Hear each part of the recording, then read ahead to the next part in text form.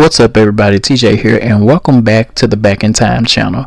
Today we'll be talking about Ross Ashenfelter, a man who has been arrested for talking to an underage girl online. Of course, I'll be giving my commentary to avoid copyright claims in this video. With that being said, let's get right into it. Ross Ashenfelter, a 42-year-old fourth grade teacher, was arrested in a sting operation after sending inappropriate messages to a minor. You're going to prison? That's out of my wheelhouse. That's not anything. In August 2025, the Catitas County Sheriff's Office launched an undercover operation aimed at catching online predators. Detective Drew Sinclair posed as a 13-year-old girl named Claire in an effort to trap the suspects. The ad was simple, just enough to see who would respond. And within hours, someone did. The response messages came from Ross Ashenfelter, a 42-year-old fourth grade teacher and administrator at Lake Roosevelt Elementary School. Ross believed Claire was real. Here we go. You are a fourth grade teacher. Why do I feel like these stories always start off the same? It's always somebody who's in close proximity with kids or have some type of association with a lot of children or students. Side note, did you guys catch how the officer Sinclair used the fake name Claire as an online underage child? I thought that was pretty clever. All he saw was an ad and an opportunity, and how he chose to respond would follow him for the rest of his life.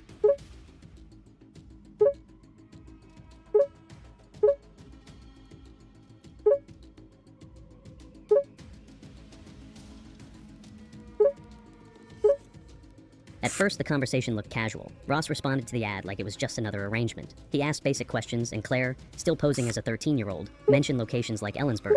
But very quickly, the conversation shifted toward money. He asked what it would take to move things forward, and then he requested something. He wanted a photo. So, Detective Drew Sinclair sent a decoy image of a young-looking teenage girl.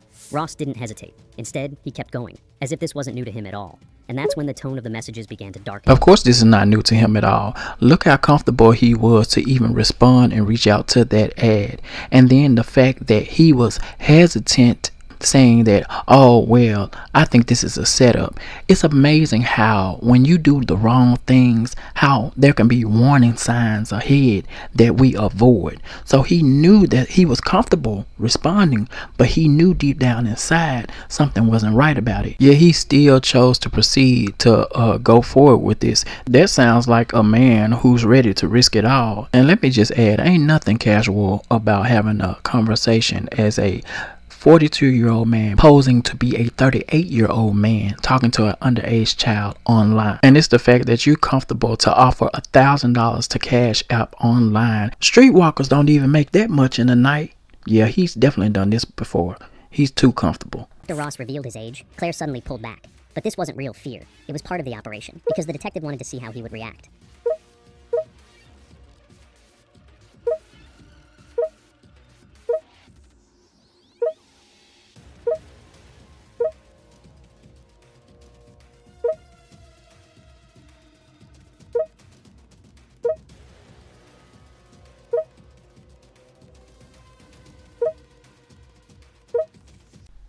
Are y'all reading these texts? Do y'all see what this man is saying to this, what he believes to be a 13-year-old child? He's saying, she's asking, or the cop is asking, saying that I'm 13. Are you afraid of getting in trouble? He says, a natural amount of fear, but I'm okay if you are. I'm a professional and I have my personal life. I highly doubt that he's a professional. I highly doubt that you around kids all day long within that age bracket. So if you are a fourth grade teacher, that means that them kids are somewhere up in that age group, because what is that, like middle school or something? It's not high school. Tell me down below in the comments, how old are you when you're in the fourth grade usually? Is it 9? Is it 10? 10, 11? It's under 13, I know.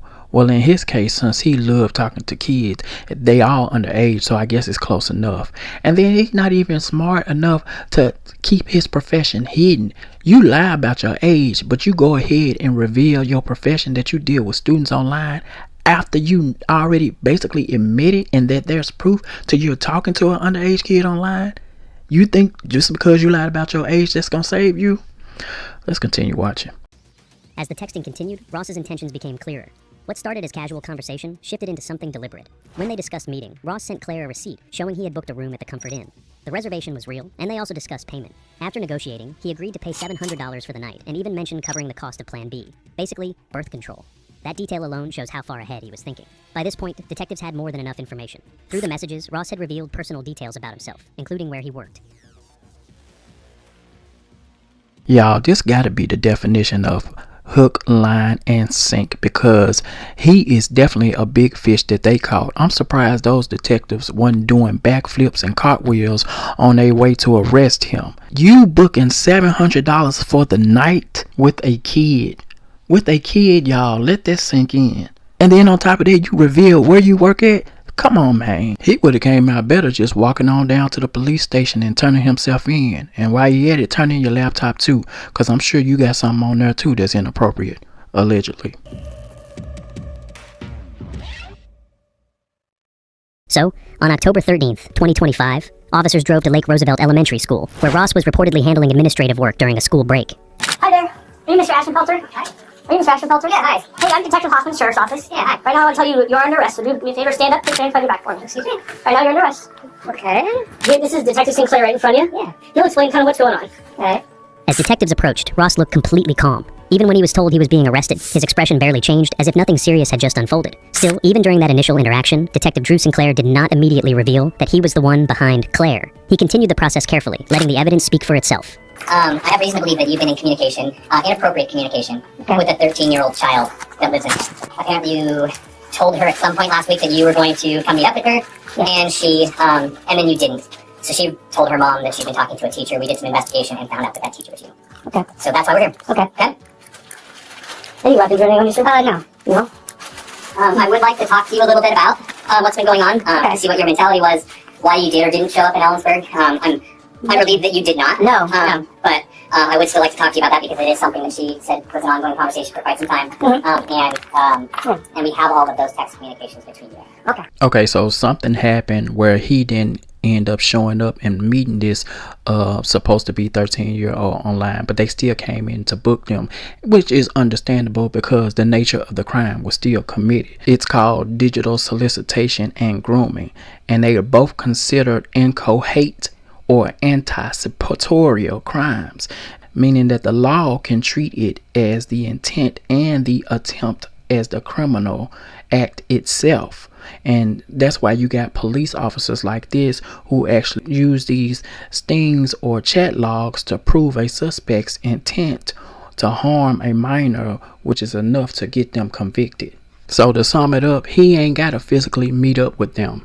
He can still go to jail, which is how we are at this point right now. So he couldn't talk his way out of this even if he tried to, because they got bulletproof evidence on him, even down to him talking about a plan B in case he end up impregnating a 13-year-old. I mean, this is crazy. So he can't use the excuse that, oh, he was just entertaining it and then he changed his mind. The evidence is there. The crime's already been committed. Let's continue watching. Okay? Okay. Now, Ross's entire future seemed to flash in front of his eyes. When detectives told him they had the full chat history, every message and detail, his face changed. The calm expression faded. He went pale. They read him his rights and began questioning him. So now I want to make sure you know that we are recording. Okay. Right now you have the right to remain silent, and you can say use against you in the court of law. Okay. You have the right this time to talk to a lawyer, have him present with you while you're being questioned. You can afford to hire a lawyer, one will be appointed to represent you, before any questioning if you wish. You can decide anytime to exercise his rights, not answer questions or make any statements. You understand the rights I read you? Yes, I do. No statements. No statements? Okay. Assuming this is going to be important, we're going to want to take this with you. Okay. Yes? Yes. Okay. What's the process here? So, like Detective Sinclair said, he'd like to speak with you, but of course you have the right to not speak to anybody if you don't want to. And he's decided not to. He doesn't want to make any statements right now. Okay? Yeah. So what we'll do is, these guys will transport you back to Ellensburg, and you're going to get booked into the Kittitas County Jail for communication with a minor for criminal purposes. Is there a simple way to do this? Like how? Instead of booking and...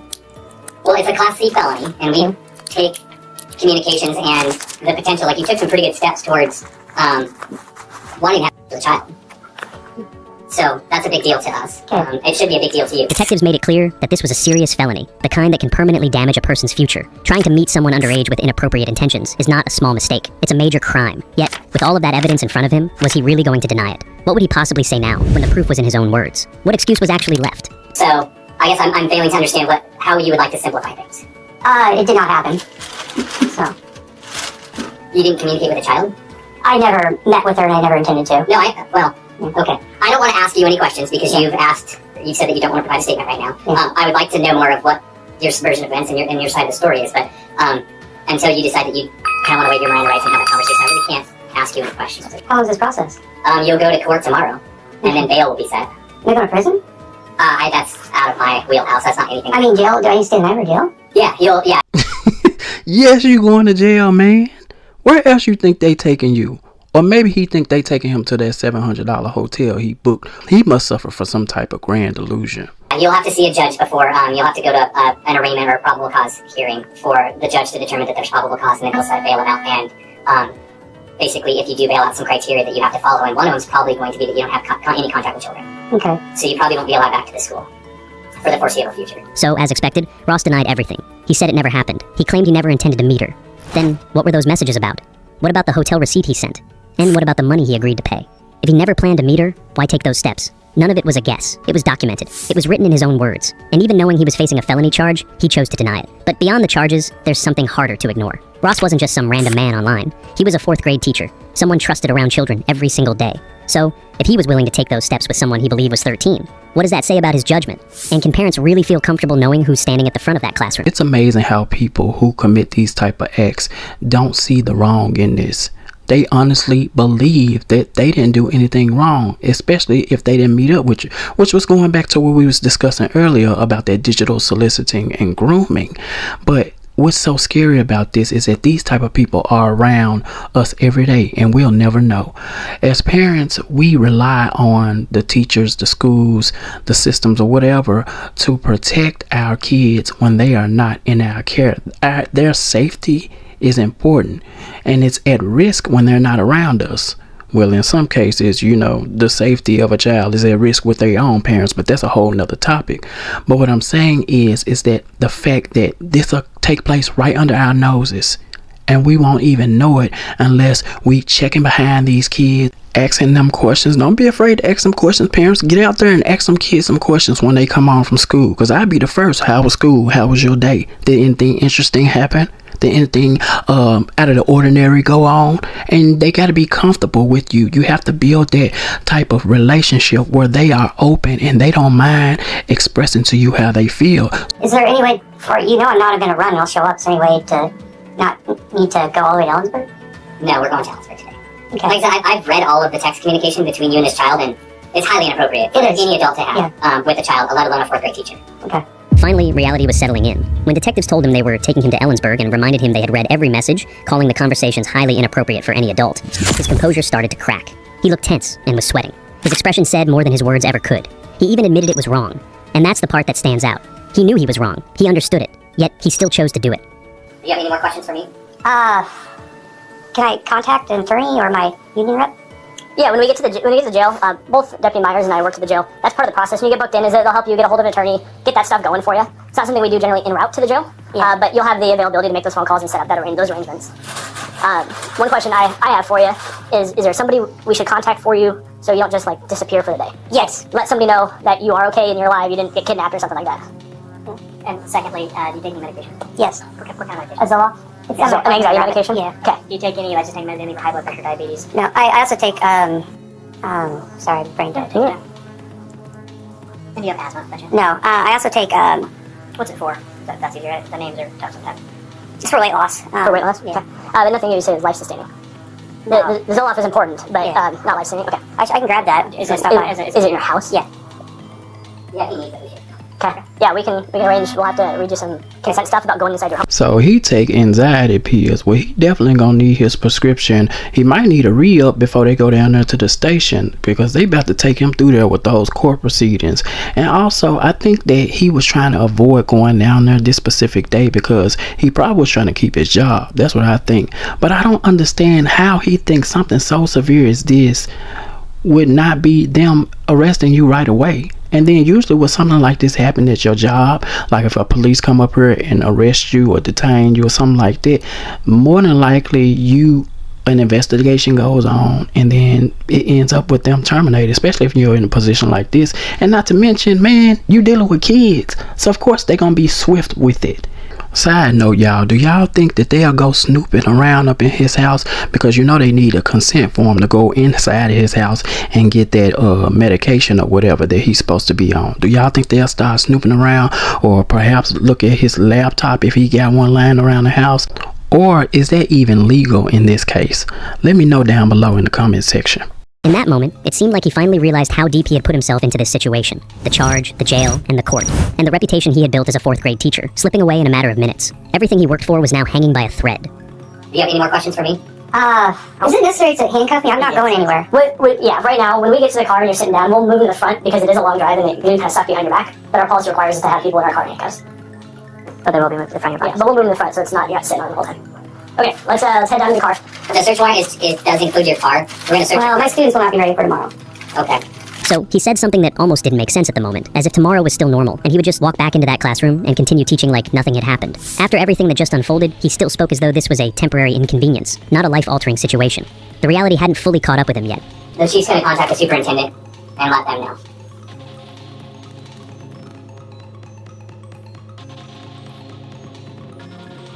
Moments later, the process moved forward, and he was escorted out of the building. He was no longer a teacher standing in a school hallway, but a man facing the consequences of his own choices. A warrant covered his phone, and his car was taken as a part of the investigation. Yeah, we're going to serve a warrant on it. How far away are your medications? Mr. Ashenfelter, would you like us when we're done? We'll follow you to your house too. I want to leave this stuff at your house and not in. Does that make sense? So we'll do a really quick search of your car, and then we'll drop these off at your house if that's okay. Alright, thank you. That's his, excuse me. I just gotta talk to Session Junior up just to let her know where I'm going. Yeah, we'll let you get hold of her. She's right behind us. Oh, that's right there? Yeah. You, the union rep, right here. It was last year. Yeah. We're going to Ellensburg to be booked. Okay, what was that? I'm going to Ellensburg to be booked. Okay. You probably want union rep for service. Okay. little shock right now. Melissa's our union rep. Melissa Fever. You want me to reach out to her? Or Yes. Okay. You know my number? I believe so. Let me verify. I've been booked for inappropriate communications, but I've done nothing, so. Okay. And we wrote that down so you know the jail as well in front of me. And you're in Ellensburg, so I can let Adam know? Kiddos County Jail, specifically. Next will be reported. So he's talking to somebody that I think used to be on the board of the union, because she said she was last year, so I'm assuming she's not anymore. But he's trying to get in contact with the union, and this is something that he's supposed to do. Anytime you have something like this happen, if you're a part of the union, you got to notify them right away. You got a small window. I think it's up to like 72 hours or something like that. I'm not sure, don't quote me, but he have to let them know right away, because they could possibly, help him have access to attorneys or some type of legal defense funds. In his case, he gonna need it. Now, I don't know if reality set in for him or not, but this gotta be the most embarrassing thing ever, especially in front of your peers. Look at him. Look how he was even hesitant, or how he tiptoed around telling her he getting arrested for some inappropriate communications, and trying to act like he innocent when you're not. Trust me, the rest of them teachers, they gonna find out. They probably not supposed to know because it's a union situation, but they gonna find out. He gonna definitely be the talk of the teachers lounge. He couldn't even meet her eyes. He wasn't in any position to ask for help, not with everything unfolding the way it was. And still, he kept denying the wrongdoing, expecting people to believe he had done nothing at all. How could anyone accept that when the evidence was already laid out? It's hard to imagine what that moment felt like for the staff, watching someone they worked beside every day being taken away under circumstances like this. How long is the booking process? It depends on how busy the jail is. Typically pretty quick, though. Okay. Can I stay overnight or get released? You'll stay overnight. Okay. Yeah. Online communication is one to avoid it. Yeah. Not good. Not good at all. Look for that way so you'll see less people. Yeah. I won't say anything. Yeah, good point. Your phone wallet's got a MasterCard in it? That won't work. That won't work? The Goldman Sachs, I think, or the fancy New York bank name. This is a white card. Yeah. I don't think that's activated. Okay. Is there another card? There's another card in the house. Yeah. Do you know roughly where it is? Maybe where the pills are in the top right drawer, or the bottom left. And Wayne, what kind of card am I looking for? Just take as many as As possible. many as possible. I can do that. Even after all of this, he was still trying to laugh it off, like the situation wasn't as serious as it clearly was. He tried to stay nonchalant with the officers, as if keeping things light might somehow soften what was happening. But in the end, that attitude didn't help him at all. Well, I'm glad I'm confident I didn't do anything besides what's on my phone. Do y'all see how scary this is? The man said he confident that he didn't do anything besides what was in his phone. maybe reality will set in for him once he lose his job. Maybe reality will settle in for him once he have to end up paying all those lawyer fees and them court costs. Maybe reality will set in when he end up having to register. I'm telling you, he's done this before. He's just never gotten caught before. And I think that he's always had it in his mind, or basically the idea that long as I don't actually meet up with him or do anything, I'm not doing anything wrong. So in the event something like this happens, he can't go to jail. That's why he in such disbelief. But I honestly, in my opinion, I think that as soon as they bust these people like this, these PDF files, and they come to arrest him, they need to already have paperwork drawn up from the court, signed from a judge, so that as soon as those officers arrive to arrest him, they can have that paperwork. All you got to do is sign on that line and basically saying that you are an offender, or in this case, a pervert. And so by the time you get through putting your fingerprints and getting booked down there at the station, they can already have you already registered and then processed. That's what I think. I know it don't work that way, but that's what they need to do. What's on my phone? It's factual. You don't have any of it in the actual original data? I do have an original data. I just have to come back in. I was counting them in the morning because I was off. And I figured it out. You live by yourself? Yeah. Okay. Which was like, I know, obviously, but let's zip this. We shouldn't have any other pockets. Good. Look. Just know there's going to be a camera recording back here.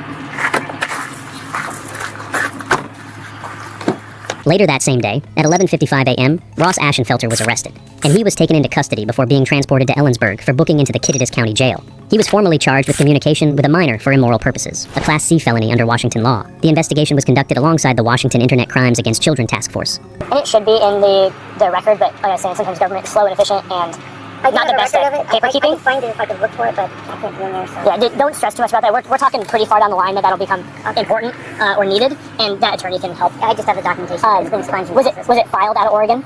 It was filed in Oregon. In Oregon, was it in Medford County? Or whatever county Medford's in? Yeah. Do you remember which county court that would be? That would probably Lake County? Okay. We'll put that on there too. It's been expunged. So whatever attorney could grab that filing from Lake County without too much issue. And I got the thing that's been approved and signed. Yeah, that'll be a simple enough thing for whatever attorney either you contact or you get. Prior back. What's the current step right now? Right now, Detective Sinclair and Detective Corporal Martin are conducting a quick search in your car, pursuant to the search warrant. And then they're going to come here, and I'm going to go grab the stuff out of your house for you, and then they're going to execute their search warrant on your residence. Car. Yeah, so the judge signed a search warrant based on Detective Sinclair's probable cause to search your vehicle and your residence for a specific list. You're going to get a copy of the warrant itself and a list of property, if any, that was taken in pursuant to the warrant. So you also have a copy to see what the warrant was and what they were looking for. Then, on October 14th, 2025, his bail was set at $100,000. He posted it and was released under strict conditions, including no contact with minors, no unmonitored internet access, and no presence in the Cooley Dam area. However, he pleaded not guilty in Kittitas County Superior Court, and his trial was scheduled for January 14th, 2026. As of now, the case appears to be ongoing. If convicted, he could face up to 5 years in prison and mandatory sex offender registration. Be sure to like, share, and subscribe here with us at Back in Time. But until next time. Don't you feel tough? Yeah. Don't you feel strong? Yeah. Don't you feel like going home? Sure. Then get the hell out of my apartment.